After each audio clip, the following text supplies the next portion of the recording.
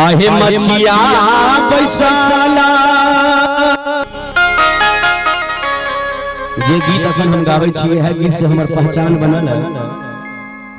आ ई गीत बहुत हिट करके है पूरा भारत में, अपना बिहार के अपने मिथिला के लोग जहां भी रहे छे, दिल्ली, पंजाब, कलकत्ता, मद्रास, चेन्नई, हर जगह ई गीत बजे है।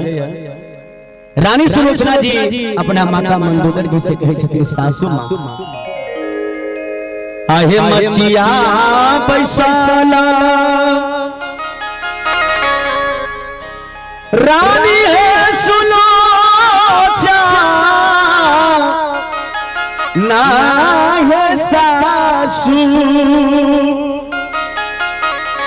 सासू से रजिया करधीन है। बिनती करी छथिन जे मां हे सासू मां अब हमरा जी में भरोसा नहीं हुआ जे लंका नगरी बचे। ये सासू जी है सापा ना है देख लियई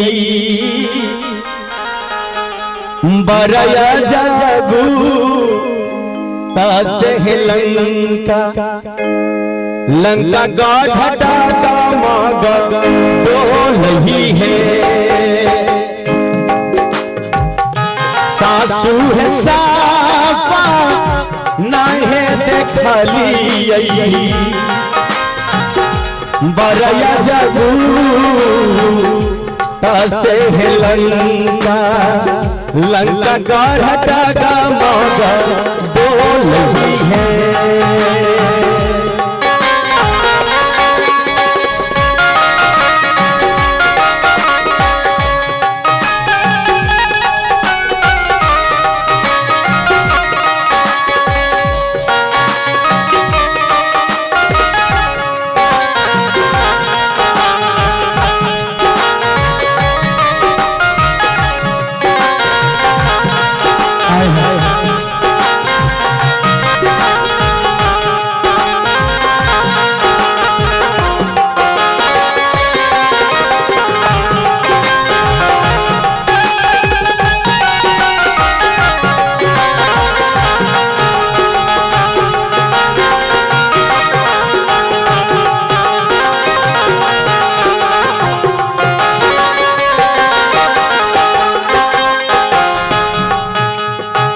माता मंदोदर जी के छथिन कन्या हमरा कहू ने हम केहन सपना देखी। रानी सुलोचना जी के छथिन हे सासू मां अवध नगरिया से अइलै कोई लौका है सासू जी।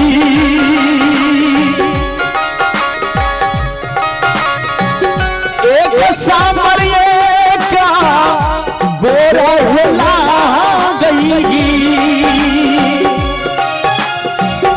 एक सामरिये का गोर ला गई है।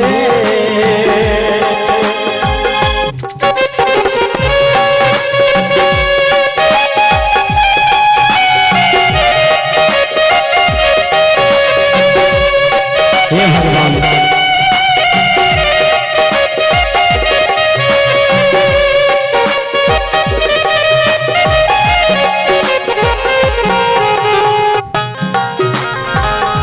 हे सासू मां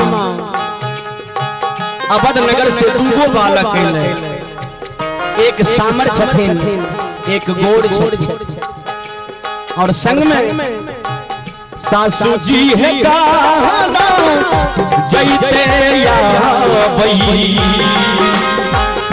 बिरहन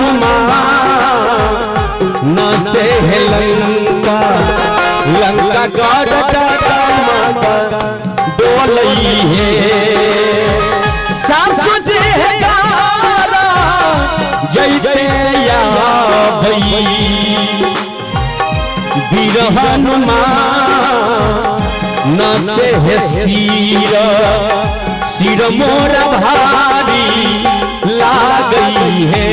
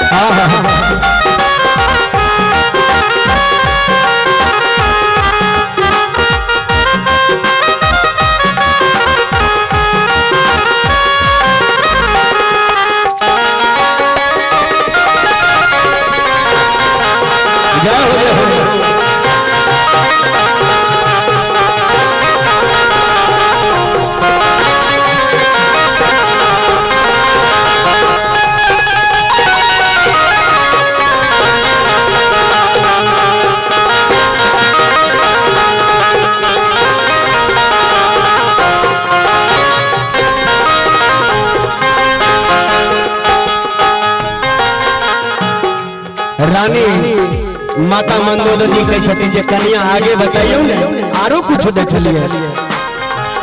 रानी सुलोचना जी कह छथिन जे हे मां अब हम आगे नहीं कहो। कल के से किया कल के मां अब हमरा नहीं कह जाई।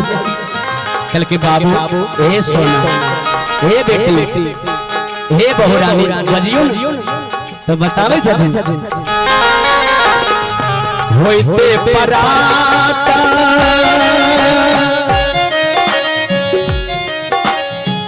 युद्ध है भारी है सासू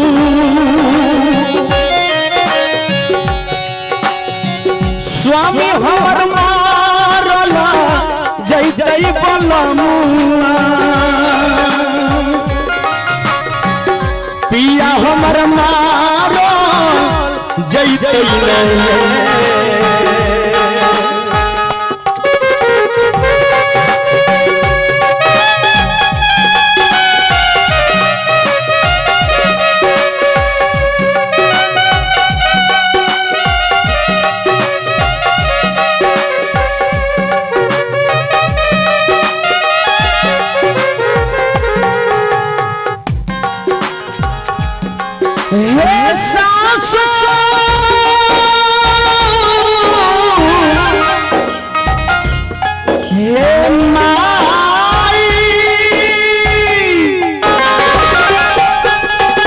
स्वामी हमर मारो जय जय बलमुआ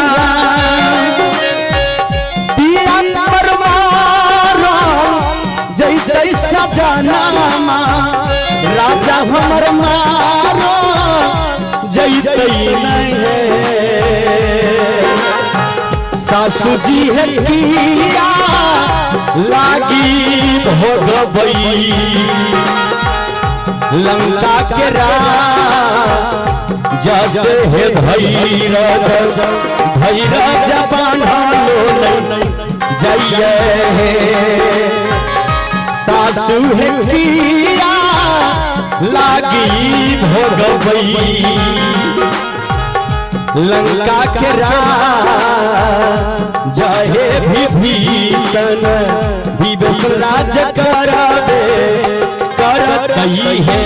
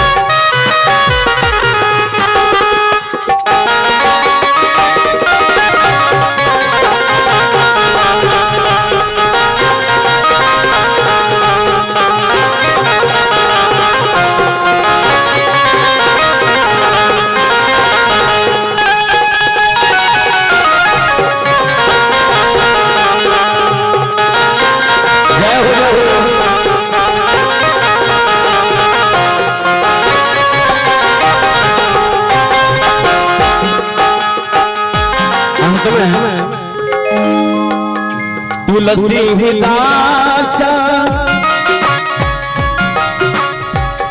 सोहरगा वाला है